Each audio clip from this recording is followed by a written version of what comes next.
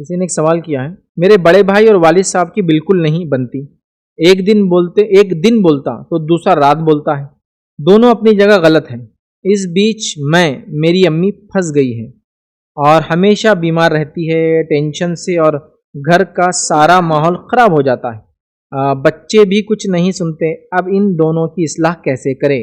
अब्बा और बेटे की नहीं जमती। अब्बा बोलते रात तो बच्चा बोलता दिन, बच्चा बोलता दिन तो अब्बा बोलते रात। अब ये बोल रहे कि हम और हमारे अम्मी, मतलब मैं समझता हूँ औरत का सवाल है, मैं और मेरी अम्मी फंस गए बीच में। मतलब अब बहन और माँ क्या करे ऐसे दो बड़ों के बीच में घर के, जिनकी इतनी अपोजिट फ्रीक्वेंसी है जिसको हम कहेंगे।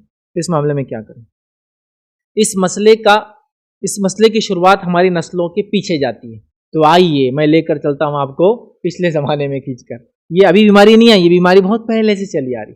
हाल में मैं एक साहब का वाक़या सुनाता हूँ। मैं उनके साथ बैठा था तो मुझे बोलने लगे, मैं फ़लाँ जमात से ताल्लुक़ रखता हूँ, आपसे बड़ा मुतासिर हूँ, फ़लाँ शहर से आया हूँ, हाथ मिलाए और बहुत खुशी का इज़हार किया। कहा मैं अपनी ज़िंदगी अपने ज़माने का पहलवान रह चुका हूँ, अपने शहर का मशहूर, और मेरे बच्चे मिस्टर वर्ल्ड मार चुके हैं, मिस्टर इंडिया मार चुके हैं बॉडी बिल्डिंग में, मैं कुश्ती में था। बोलने लगे तो मेरे से हाथ मिलाया और कहा, बच्चों को पालने का एक तरीक़ा आपने सिखाया जो हम पहले नहीं जानते थे, और वो मैंने वैसा, चूँकि बच्चों को नहीं पाला, मेरे बच्चे फ़लाँ जमात में हैं, मैं फ़लाँ जमात में हूँ, और मेरे बच्चे मेरे से कभी बात नहीं करते। जब आपका एक लेक्चर सुना तो जब समझ में आया मेरे से गलती क्या हुई उनकी तरबियत में, क्योंकि हम जिस ज़माने में थे। अब उन्होंने मुझे फ्लैशबैक में ले गए, पीछे किस्सा सुना।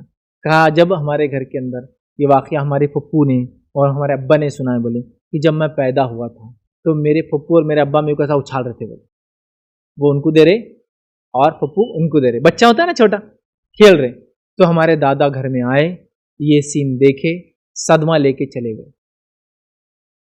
2 महीने तक घर ही नहीं आए। फिर जब 2 महीने बाद आए तो कहा, बच्चों से ऐसी मोहब्बत नहीं करते, ये बड़ों का तरीक़ा नहीं है। लिहाजा फिर मेरे अब्बा ने और मेरे पप्पू ने मेरे को नीचे रख दिए। बोले उसके बाद कभी हमको मोहब्बत नहीं मिली। हम उसी तरबियत में पले बड़े, हम उस माहौल में पले बड़े जहाँ बच्चों को गोद में लेना भी बड़े लोग बुरा समझते थे। वो कहते थे बच्चे मजबूत ऐसी होंगे जब उनको लातों में रख के फुटबॉल जैसा ट्रीट किया जाए।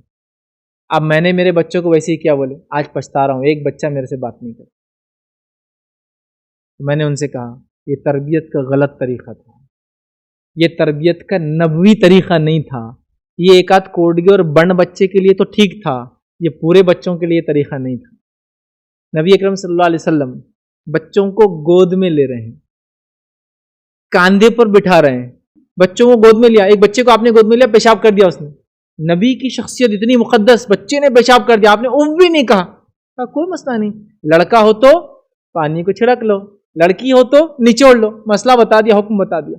आप जा रहे हैं अनस बिन मालिक रज़ी अल्लाह अन्हु के घर और उनके भाई को हंसाते हैं, अब्दुल्ला को। तो अल्लाह के रसूल ने तो बच्चों को हाथों हाथ लिया, लाड़ और मोहब्बत किया, कांधों पर बिठाया, सर पर बिठाया, गोद में लिया। सर्दी में अल्लाह के रसूल 2 बच्चे आपके, हसन हुसैन, कभी एक तरफ हसन और एक तरफ उसामा होते हैं, और आप चादर के अंदर दोनों को ढाक लेते। ये मोहब्बत किया। तो मैंने कहा आपने नबवी तरीक़ा इख्तियार नहीं किया।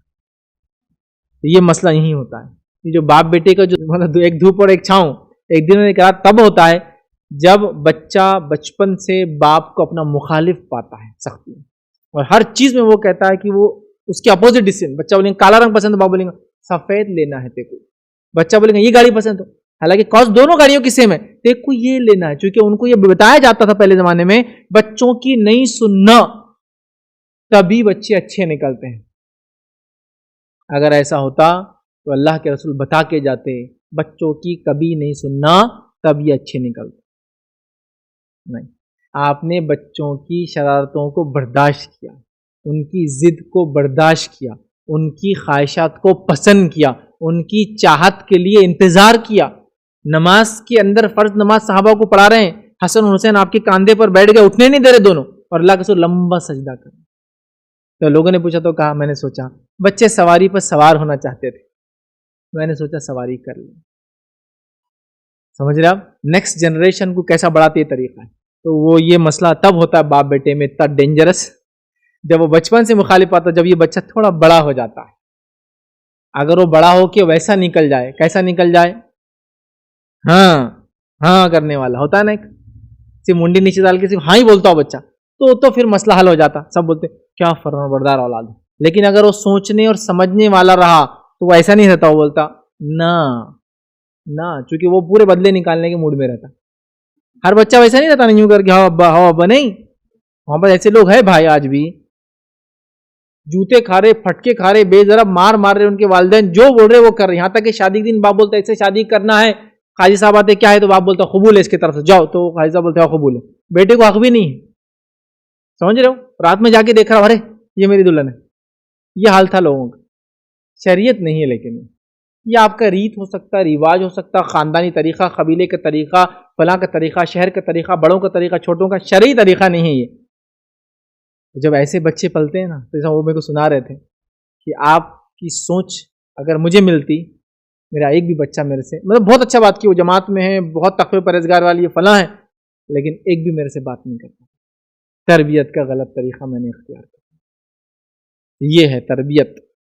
अब क्या होगा, दोनों की फ्रिक्वेंसियां समझ रहे ना, अपोजिट हो गई, दोनों एक पोल हो गए, साउथ और नॉर्थ पोल। मान लो मैग्नेट का, एक मैग्नेट को आप दो पोल को चिटकाने की कोशिश करो, ऐसा रिपेल करते हो, आप उसको दबाओ, एक प्रेशर महसूस होता हो जब मैग्नेट आपको उठाता ऊपर की तरफ, रिपेल करते, तो अब होगा दोनों का हाल। अब क्या करना पड़ेगा, अब्बा को थोड़ा नीचे आना पड़ेगा लेवल लेकर, ताकि अपनी गलती का इजहार करे। ये मैं जो बात बोल रहा हूँ लोगों के लिए बहुत सख्त गुजरेंगी, इस बात को समझना है। हमने देखा रसूल के ज़माने में बड़ों ने छोटों से माफ़ी मांगी और छोटों ने बड़ों से माफ़ी मांगी। थोड़ा उतरना पड़ेगा नीचे और एक्सेप्ट करना पड़ेगा कि ये तरबियत में मसला हुआ मेरे से, और मैं तुम्हारे सामने बोलता हूँ कि गलती मेरे से हुई और मैं तैयार हूँ तब्दील करने के लिए अपने। ये जब तक नहीं बोलोगे ना तो यही चलते रहेंगे। कोई मसला नहीं है इसमें, कोई मसला नहीं कि आप अपने बच्चे को बोले मेरे से गलती हुई थी आपकी तरबियत में, मुझे नहीं पता था कि ऐसा करना चाहिए था, मैं माफ़ी चाहता हूँ इसकी। आप छोटे नहीं होंगे, आप अब बड़े हो जाएंगे।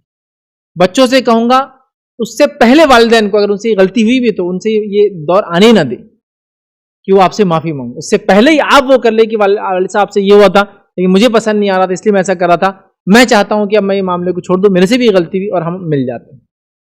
वालिद के बोलने में कोई हर्ज नहीं है, लेकिन उसके बोलने से पहले बच्चों का डिनाई करते हैं, इसमें भी कोई हर्ज नहीं।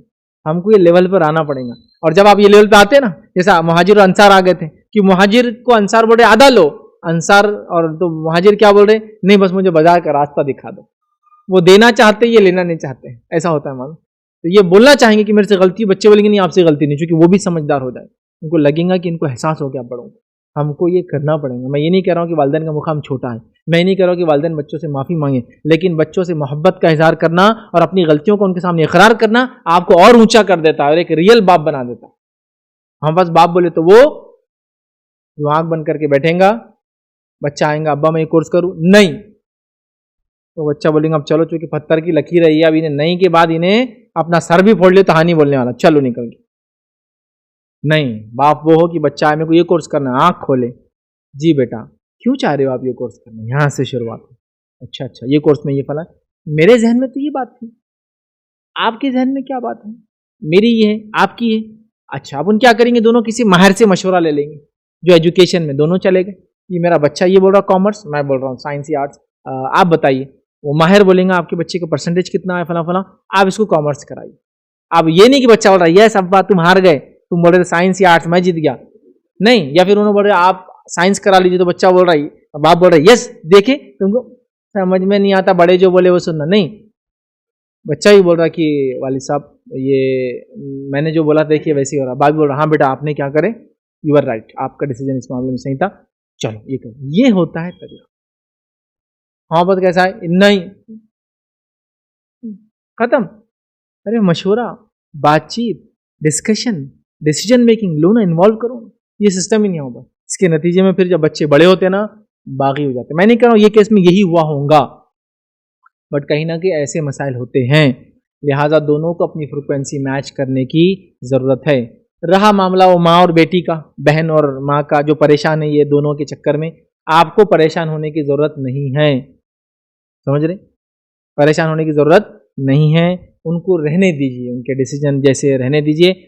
बीवी का काम है, मतलब माँ का काम है अपने शोहर को समझाए कि थोड़ा उसको मैच कर लो, बहन का काम है अपने भाई को समझाए कि थोड़ा तुम नीचे उतर जाओ, पारा तुम्हारा भी नीचे करो, दोनों मिलके करें। लेकिन एट द एंड ये जरूर कहूंगा बेटे को कि बेटा बाप बाप ही होता है, वालिदैन का मुकाम तो वालिदैन का भाई, अगर वो गलत भी कह रहे हैं तो तुम उनको इनकार कर सकते हो अच्छे अंदाज से, बट उनके खिलाफ जाना, उनके खिलाफ बात करना ये कभी सही नहीं होगा।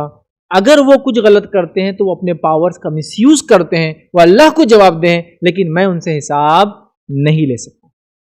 तो फिर आप कहेंगे मैंने माफ़ी का कैसा बोला पहले, ये माफ़ी वो माफ़ी नहीं है, ये माफ़ी आप सिर्फ गोद में लेके साथ बैठ के बोल सकते कि मैं गलत था और मामला खत्म हो गया। मसले के हल के लिए अब ये नहीं कि बाप गए और बोले मैं गलत था बेटे सॉरी, डिप्रेस हो गया मैं बच्चे से माफ़ी मांग के, अब खड़ा नहीं हो सकूंगा जिंदगी भर, मेरा ज़मीर मारा गया, उसका कत्ल हो गया उस दिन बच्चे से माफ़ी मांग के फला। अरे भाई ये मत करो, समझो बात को। अगर एक लफ्ज़ बोलने से मसाइल हल हो सकते तो बोलने में क्या जाता है यार, क्या जाता है। अच्छे मामलात, अच्छे रिश्तेदारियां, साथ रहना ये बड़ी अजीम चीज़ है याद रखें। तो लिहाजा मैं उस माने में बोल रहा हूँ कि बच्चे के साथ बैठे बेटा मैं आपसे मोहब्बत करता हूँ, इतना बोलने में कोई मसला है? ये बोलने में कोई मसला है कि बेटा मैं उस दिन गलत था, मैं चाहता हूं कि आप उस चीज़ को भूल जाए, मैं अपना डिसीजन बदलता हूं, कोई इसमें मसला नहीं, कोई मुकाम छोटा नहीं होता है। तो हमें रिलेशनशिप को ऐसे ही लेके चलना है, बच्चों का बड़ों का। तो इंशाल्लाह तो माँ को चाहिए ज़्यादा टेंशन न ले, अपने शौहर को समझाए, अपने बेटे को समझाए, बहन को चाहिए कि अपने वालिद को समझाए, भाई को समझाए और दोनों को पारा कुछ लाए। लेकिन आप अगर दोनों चिपक जाएंगे, ये इसको खींच रहे वो उसको खींच रहे, नहीं तुम अब्बा कैसे हो, जो अब्बा बोले तुम इनके ऐसा, ये नहीं होने वाला। कुछ ना कुछ इख्तिलाफात होते हैं, लेकिन बच्चों का काम है वालिदैन का मुकाम चाहे वो जैसे भी हो वो जाता नहीं है, उनके मुकाम को समझते हुए कभी भी उनके मुकाम को गिरने ना दे। हो सकता है कोई डिसीजन उनका शरई एतबार से गलत हो, आप ना माने, लेकिन उनका मुकाम कभी गिरने ना दे, क्योंकि उनका मुकाम अल्लाह और उसके रसूल के बाद दुनिया में है तो माँ, और उसके बाद फिर बाप का मुकाम है, तो मुकाम ना गिरने दे, बात ना माने। चूंकि वो गलत बात है। 7 दिन वक़ास रज़ी अल्लाह उनकी वालदा बोल रही है कि तुम शिरक करो, वो बात नहीं मानते हैं, लेकिन मुकाम नहीं गिरने दिया, रिस्पेक्ट नहीं गिरने दी, अजमत नहीं गिरने दी, अपनी माँ का मुकाम मर्तबा नहीं गिराया। तो ये बहरहाल बात समझने की हमको ज़रूरत है।